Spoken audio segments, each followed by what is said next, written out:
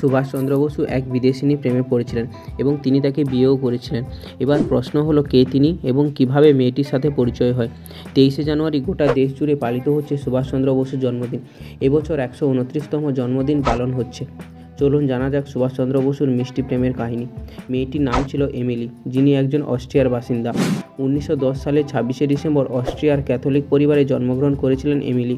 তার ঠাকুরদা ছিলেন একজন মুচি আর তার বাবা ছিলেন একজন পশু চিকিৎসক। এমিলির উচ্চশিক্ষার প্রতি একেবারেই আগ্রহ ছিল না তার বাবার, তাই বিশ্বযুদ্ধ শেষ হওয়ার একটু বেশি বয়সেই তিনি স্কুলে ভর্তি হয়েছিলেন। কিন্তু সেকেন্ডারি স্কুলে তার পড়াশোনায় আগ্রহ দেখে তার বাবা একদম অখুশি ছিলেন এবং তাকে 4 বছরের জন্য নারী মঠে ভর্তি করে দেন। কিন্তু এমিলি মন থেকে সিদ্ধান্ত নিয়েছিলেন যে তিনি আর যাই করুন না কেন জীবনে কখনো সন্ন্যাসিনী হবেন না। সে কারণে তিনি আবারও স্কুলে ভর্তি হন এবং 20 বছর বয়সে তার পড়াশোনা শেষ করেন। এরপর গোটা ইউরোপ মহাদেশ জুড়ে শুরু হয়েছিল দ্য গ্রেট ডিপ্রেশন। এই সময় অনেকেই বেকার হয়ে পড়েছিলেন, সেই তালিকায় ছিলেন এমিলিও। এমিলি এবং সুভাষের মধ্যে একজন বন্ধু ছিলেন যিনি এই দুজনকেই খুব ভালো করে চিনতেন। তিনি হলেন ভিয়েনায় বসবাসকারী ভারতীয় পদার্থবিদ ডক্টর মাথুর। সেই সময় সুভাষচন্দ্র বসু বই লিখেছিলেন, সে কারণে তার একজন সেক্রেটারি দরকার ছিল যার ইংরেজি ভাষার উপরে যথেষ্ট দক্ষতা থাকবে এবং তার কথা শুনে শুনে লিখতে পারবেন। এমিলি শর্ট হ্যান্ডেড খুব ভালো করে জানতেন, সঙ্গে ইংরেজি ভাষা এবং টাইপিংয়েও ছিলেন যথেষ্ট চুস্ত। সে কারণে ওই মথুর হিসেবে এমিলিকে সুভাষের কাছে এনেছিলেন। এভাবেই হয়েছিল প্রথম পরিচয়। এরপর ধীরে ধীরে দুজনেই প্রেমে পড়তে থাকেন। শোনা যায় অবশেষে 1937 সালের 26শে ডিসেম্বর এমিলিকে সকলের নজর এড়িয়ে বিয়ে করেছিলেন সুভাষচন্দ্র বসু।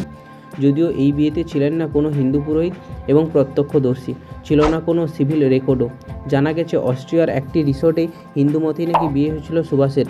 সেই অনুষ্ঠানের এমিলি সিঁদুরও পরেছিলেন। 1934 থেকে 1945 সাল পর্যন্ত তারা সংসার করলেও বছর 3 বেশি তারা একসঙ্গে ছিলেন না।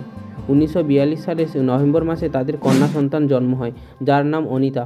শোনা যায় এরপরই নাকি পরিবারের কাছে বিয়ে এবং মেয়ের কথা বলেছিলেন সুভাষচন্দ্র বসু।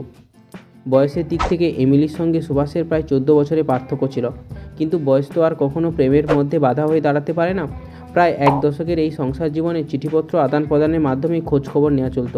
শোনা যায় শেষ চিঠিতে নাকি সুভাষ এমিলিকে লিখেছিলেন, প্রাণে বেঁচে নাও থাকতে পারি, তোমাকে আর নাও দেখা দিতে পারি, ফাঁসি অথবা গুলি খেতে পারি, তবুও জানবে তুমি আমার হৃদয়ে রয়েছো।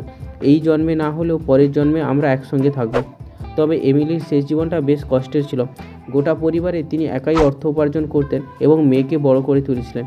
তিনি ট্রাঙ্ক এক্সচেঞ্জে শিফট ডিউটি করতেন। সুভাষের দাদা শরৎচন্দ্র বসু নাকি এমিলিকে মেনে নিয়েছিলেন এবং তাকে বসু পরিবারে স্বাগত জানিয়েছিলেন। কিন্তু এমিলি কখনও ভারতে পা রাখেনি।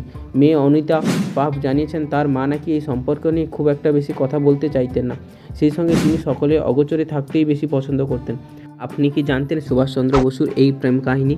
যদি জানতেন নিচে অবশ্যই কমেন্টে জানাবেন এবং এই রকম আরও ইন্টারেস্টিং তথ্য পেতে আমাদের চ্যানেলটিকে সাবস্ক্রাইব করুন এবং এই তথ্যটি বন্ধুদের মধ্যে ছড়িয়ে দিয়ে সবাইকে জানতে সাহায্য করুন। আজ আসি, দেখা হবে নতুন আরও একটি ভিডিওতে।